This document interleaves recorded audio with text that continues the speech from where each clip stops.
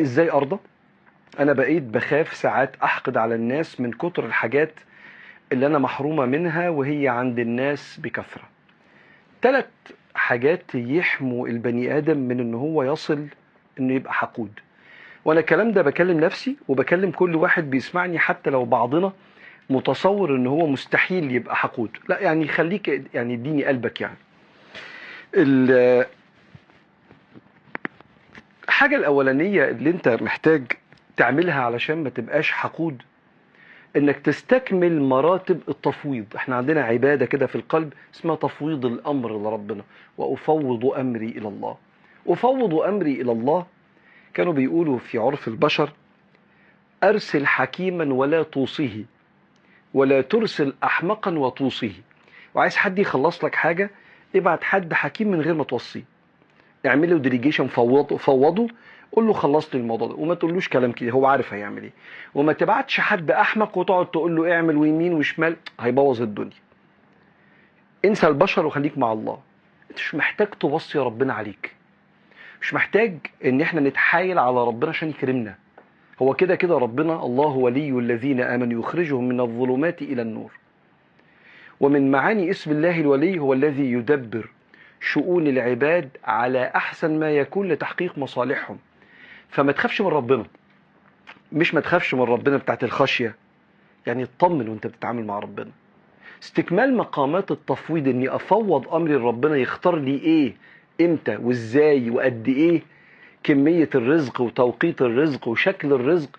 اختصاص الاله ده عشان اعرف افوض محتاج اعرفه، عشان لما اعرفه بالذات اسم الله اللطيف، بالذات اسم الله الوكيل، بالذات اسم الله الكريم، اسم الله الولي، محتاج اعرف كيف يدبر الله شؤون العباد. فاستكمال مقامات التفويض هيخليني اشوف النعم اللي عندي اختياره، والنعم اللي عند غيري اختيار ربنا سبحانه وتعالى. فابقى انا مطمن، عيني مش هتنشغل اصلا باللي حواليا. ليه؟ تقسمته، هو يعمل اللي هو يحبه، يفعل ما يريد. فدي الخطوة الاولانية. الخطوة الثانية، انا محتاج امرن عينيا انها تبص في ورقتي، تبص في حالي، انشغل بعباداتي اللي ربنا امرني بيها، وهي الصبر على المفقود والشكر على الموجود، وابقى هنا.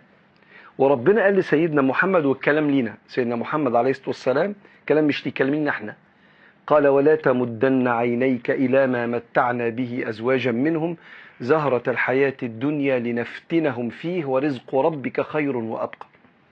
معنى الآية: ما تمدش عينيك، خلي عينيك هنا، ما تمدش عينيك للي في ايد الناس فتنتهم فيه واختبارهم، زي ما انت اختبارك في ورقتك وفي رزقك الموجود والمفقود.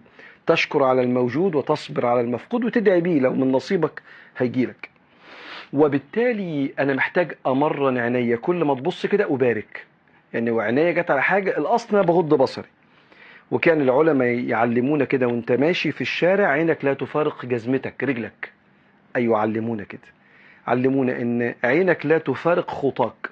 فانت ماشي في الشارع باصص في الارض، باصص على خطواتك، مش ماشي عمال تعمل كده حواليك وتبص على الرايح واللي جاي والعربيات واللبس. لا لا، انت ماشي عامل كده، ورجلك هي موضع بصرك، زي الصلاة كده، وانت بصرك في موضع السجود. ويسموا ده سجود القلب بالمناسبة. ولو عيني بصت، ما شاء الله تبارك الله لا قوة إلا بالله، ربنا يبارك للجميع. وده يخلينا نروح للخطوة الثالثة بعد تفويض ربنا وغض البصر عما في يد الناس: الذكر. مش فاكر: اللهم ما أصبح بي من نعمة أو بأحد من خلقك فمنك وحدك لا شريك لك فلك الحمد ولك الشكر. هو ليه سيدنا محمد أصلا بيقول ده في أذكار الصباح والمساء؟ عشان أنا وإنت محتاجين ده، نفكر بعض دايما: ما أصبح بي وما أمسى بي من نعمة أو بأحد من خلقك فمنك وحدك لا شريك لك فلك الحمد ولك الشكر.